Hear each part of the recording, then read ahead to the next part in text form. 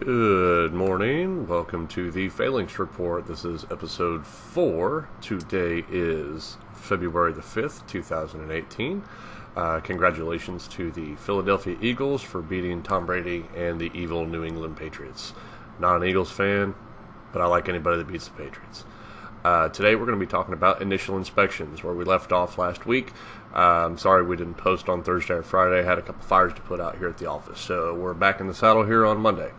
We're talking about the inspection process and how that's going to go and who else is going to be involved and what some of their roles are, what we're going to look at, and how the whole inspection process is going to take place moving forward.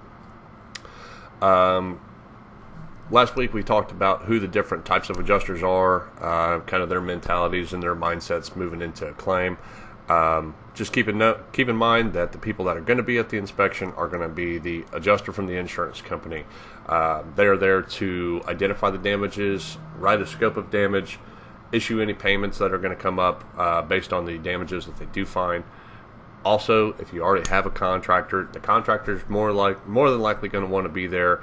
We'll talk a little bit more about contractors in the next episode when we actually get down to the nitty-gritty and actually getting the repairs done to your property. But they're going to be there to help identify the damages. They're going to assist the policyholder and public adjuster with the pricing on the file. And really, they're going to be there to kind of babysit the policyholder while the inspections are going on. If you've got a public adjuster there, the public adjuster is going to be the one running the show.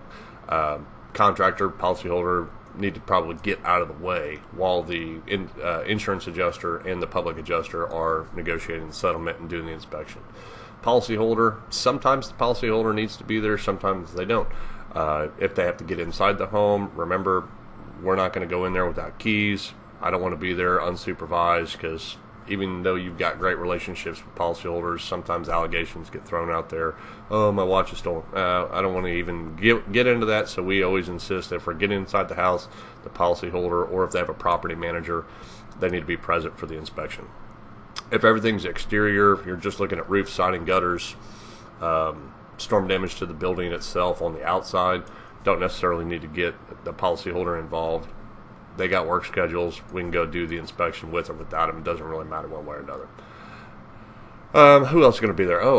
God forbid we have the ladder assist companies or engineers. Those guys are just there to deny the damages, so we just kind of push them off to the side, ignore those idiots. They don't really play that big of a role in this. They're just more of a speed bump than anything. Kind of referenced earlier, property managers, if you're dealing with a commercial property or if it's what we consider a luxury home where they actually have a property manager to maintain the property while the owner is on vacation or has a separate location somewhere like another home in another state, we will deal with the management company if they are required to be there to gain access to the property and to relay any additional information back to the property owner or policyholder. And then finally, the last party that's going to be there is going to be the public adjuster. That's guys like us. We're there to, like I said, run the entire show. We're going to identify the damages. We're going to write the scope of damage. We're going to set the pricing. We're going to negotiate all of these issues with the insurance adjuster. We're going to act as a mediator between the policyholder, the contractor, and the insurance company. If there are other avenues that the claim needs to go down, the public adjuster is going to be the one that's really driving the boat here, and they're going to be piloting this through those sometimes choppy waters in an insurance claim. So now that we know who all is going to be there, let's get into how the inspection is actually going to go down. I'm going to go about this through the eyes of a wind and hail claim. Those are the most prevalent claims that are filed in the United States. Wind and hail are rapidly and have recently become the most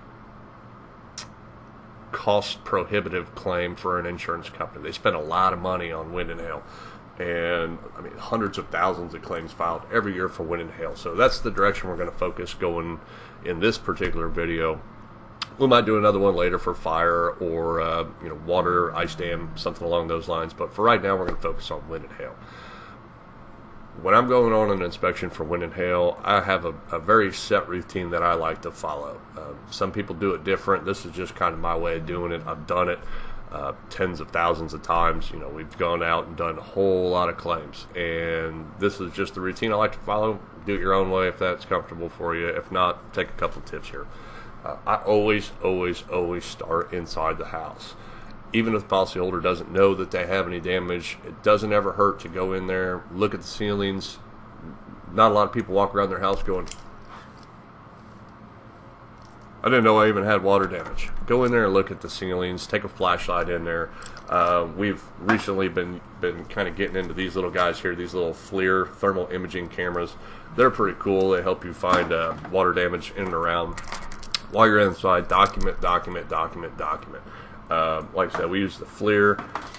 One thing that we're really starting to use every once in a while are these little guys right here. Those little 360 video cameras are pretty cool for interior claims. Not so good on the exterior. They tend to be a little choppy. Always videotape. Always take lots of photos. I tell everybody, and I tell all my Spartan guys, look, pictures are free. They don't cost anything. We all have digital cameras now. There's not too many of us carrying around Polaroids or the old 35mm cameras. Take dozens and dozens and dozens, if not hundreds, of photos. Sort through them later. Pick the ones you want. You don't have to use the garbage ones. Just delete them. They don't cost anything but time. But go inside. I like starting inside because that also usually takes a while to do. If we're sketching and diagramming, you got your little laser. I don't know where my laser is. Your little laser distance finder measuring these rooms. You're taking photos. You're sketching the things out, getting the right measurements. A lot of times you're not getting into heavy confrontation with the adjuster inside. It's drywall. It's usually paint. It's some masking and prep, some little setups to get into the actual doing the water repair. Also, it's a good time. You're inside the house. You're in the homeowners or the commercial property owners' place of business or their domicile. It's giving the policyholder kind of a home field advantage while the inspection's setting up and taking place. It's a comfortable setting for them to freely communicate their concerns, some of the questions that they might have that can be addressed inside the house is a lot more comfortable for those conversations to happen. And it's a really good place to build a rapport with the insurance companies. Yeah, they hate us. That's fine. We're not big fans of them either. But we still cordially go along and get along for a lot of the time and a lot of the process here. This is a good time to go inside, shake hands, kiss the babies or whatever, and you're sitting there setting up who you are and how the entire tone of the inspection and the claim moving forward is going to be. Great place to do that inside. You don't necessarily want to get into a heated confrontation on a 2 or 3 story 12-12 pitch steep roof. It just kind of, you're already heightened up there. Do it inside. It always works better that way. Once you got your interior inspection done, go outside. Go outside, walk around the exterior of the home. I never, ever like getting on roofs before we're looking at the elevations of the home. If we're doing a wind claim or a hail claim, a very wise old man, a gentleman by the name of Mike Abel, told me once upon a time, an adjuster ain't worth a damn looking at roofs if you don't walk around the ground first. So, that's kind of stuck with me, and I still use that rule to this day. On the ground, we're looking at for what we call collateral damage. Collateral damage is going to be any of the soft metals, your gutters, your downspouts. You're looking at the mailbox. You're looking at the windows and the screens. You're going to check out the fences and the decks and the siding and the fascia metal that goes up and down that metal piece of trim that connects the roof line to the siding. We're going to be looking at the air conditioner unit. Make sure that it's functional and it's not damaged from hail. It usually is going to get damaged really quick in a hail event. Those little fins are very thin. They're very susceptible to hail damage. Also going to check out exterior light fixtures. The little coach lights that you see all the time. They could be as simple as $15 piece of crap that you get at one of the box stores. That nasty brass that just beats up really easy.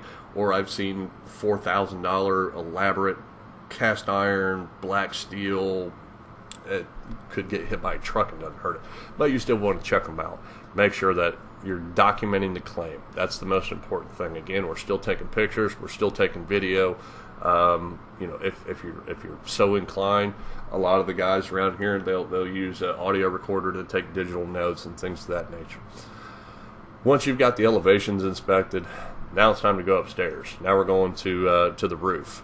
That's usually where the confrontations happen. That's where our difference of opinion comes between the public adjuster and the insurance adjuster. Hail and wind are one of those things that they used to be really clearly defined back in the day, until the definition set out by a lot of the engineers that the insurance companies use. All of a sudden they realized, oh crap, this costs us a lot of money. Now they're changing their opinion to help kind of give the insurance companies a break on, oh well, we didn't really mean that was hail damage, or we didn't really mean that was wind damage. The testing has changed. So a lot of the confrontation happens up on the roof, and there's a specific way we like to inspect the roofs as well. Basically, it's just a carbon copy of what we did on the ground. We're going to start by looking at the collateral, the soft metal damages on the roof. You have skylights, you have vents, you have furnace caps and chimney flue caps and chimney chase covers, and there's all kinds of these metal components on the roof that are going to show you a size of the hail. It's going to show you a density of the hail, the direction, if it was a directional hail event. It's going to just tell really the intro to the story on a hail claim. And then after that, we're going to go look at the shingles. You're going to look at, for hail damage, you're going to look for bruising, punctured shingles. You're going to look for fractured matting. You're going to look for any type of, I don't like looking at pop blisters, but I had an engineer once upon a time telling me that if the shingle's excessively blistered, the hail can get in there and pop those blisters, and it does all kinds of havoc. If it's one or two on a shingle, I'm going to say it's probably just a pop blister. But if it's a pattern on there and it looks like it's been hit, hail is one of those things that everybody has their own opinion about. The engineers, like I said, they like to change their opinion whenever they start getting heat from the insurance companies about their reports costing them too much money. So look at the body of it. A lot of it's going to be substantiated by the collateral damage that you're seeing. If you've got collateral damage and it's showing 3/4 to an inch of hail, and you're looking at spots on the shingle that are the size of softballs or grapefruits or volleyballs, or if it happens to say red wing in it, I mean, you get a lot of scarring and marks up on a roof too. Use some common sense on what you're looking for hail. Wind damage, kind of a different critter.